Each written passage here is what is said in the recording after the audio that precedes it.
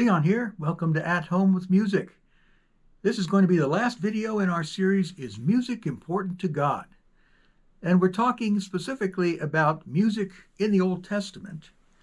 And we were setting the stage for what the music ministers did in the Old Testament. So who were these Old Testament music ministers? Maybe you have a minister of music in your church, somebody who leads the choir or leads the hymns, somebody who's basically in charge of the music. Well, they had people like that in the Old Testament too. So who were these people and what did they do?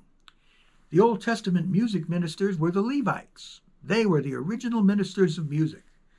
To understand who the Levites were, it helps to be familiar with the first 5 books of the Bible and the history of the nation Israel in the Old Testament. The Levites were Israelites from the tribe of Levi. That makes perfect sense, doesn't it? The people of Israel had 12 tribes who were the descendants of Jacob's 12 sons. The Levites were descendants of Levi, Jacob's 3rd son with Leah. During the enslavement of the Israelites in Egypt, Israel's most famous Levites were born. That was Moses and his brothers Aaron and his sister Miriam.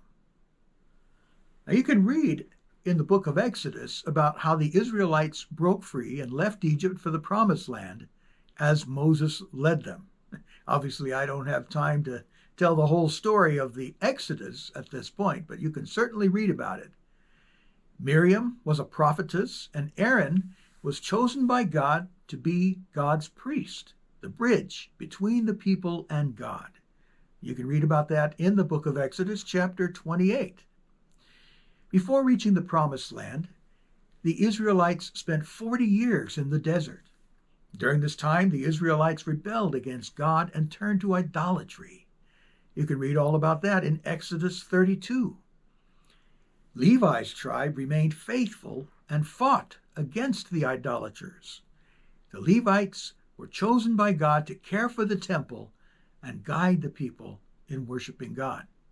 So the temple priests were all descendants of Aaron, who was a Levite. Therefore, God chose the Levites to work in temple service. You can read about that in the book of Numbers.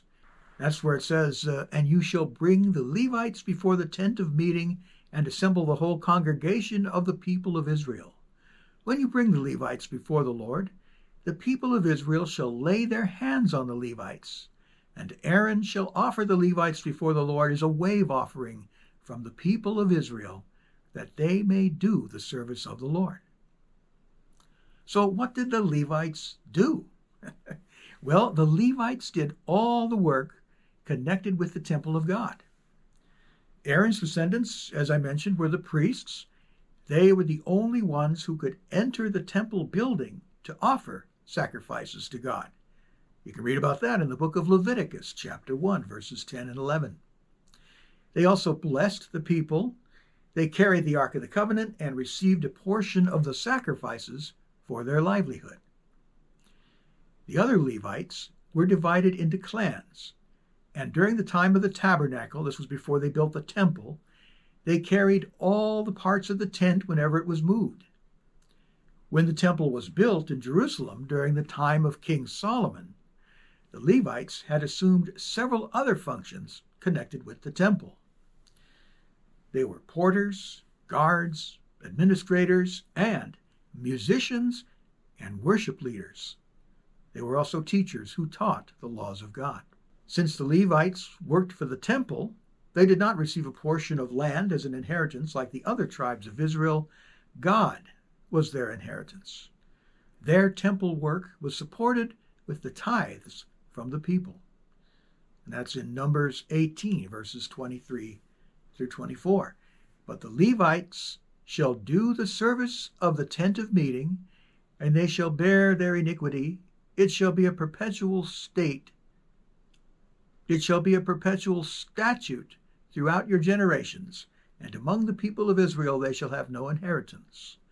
For the tithe of the people of Israel, which they present as a contribution to the Lord, I have given to the Levites for an inheritance. Therefore, I have said of them that they shall have no inheritance among the people of Israel. The Levites then tithed what they had received for the support of the priests. They also received some cities throughout Israel so that they could have a place to live. So the Levites were close to all the Israelites. The Levites' responsibilities are described in the book of Exodus. But for the purpose of this video, let's concentrate on the musicians. If you go to the book of 1 Chronicles, chapter 6, the entire chapter is devoted to the Levites. These are the men whom David put in charge of the service of song in the house of the Lord after the ark rested there. They ministered with song before the tabernacle of the tent of meeting until Solomon built the house of the Lord in Jerusalem, and they performed their service according to their order. In 1 Chronicles chapter 15, verse 16, we learn that certain Levites were singers. David also commanded the chiefs of the Levites to appoint their brothers as the singers, who should play loudly on musical instruments, on harps, and lyres, cymbals, to raise sounds of joy. I like that part where they say they should play loudly on musical instruments. And if you continue on in 1 Chronicles 15, verses 16 through 22, you've got all their names, which I'm not going to try to pronounce, but these musicians were dedicated in God's service. 1 Chronicles 9:33. Now these, the singers, the heads of fathers' houses of the Levites, were in the chamber of the temple free from other service, for they were on duty day and night. So it's interesting that music ministry for these men was not a sideline. They didn't have day jobs. I remember one of my first jobs was as a minister of music in a large church in California. And someone once came up to me and said, "So you're the minister of music. That's great. But do you have a real job?" We tend to think of music and musicians in terms of entertainment. But music in God's service is considered greatly important. So, to answer the question raised by the title of this series, is music important to God? Yes. Yes, it is. Incidentally, are there Levites today? Today, among the Jews, there are still descendants of Levi. They can't perform the functions in the temple because there is no temple. Jesus instituted a new order. Every Christian now is dedicated to God and called to serve Him. You don't have to be a Levite or a special family. Everyone must take care of the church and live in consecration to God, reflecting His glory in the world around them. Thanks for watching. I hope that this series has been helpful to you.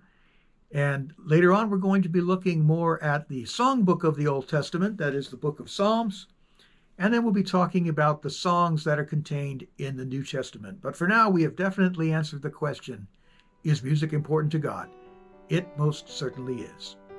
Thanks for watching. Please like the video, subscribe to the channel. That helps the channel a lot. And I'll talk to you in the next one.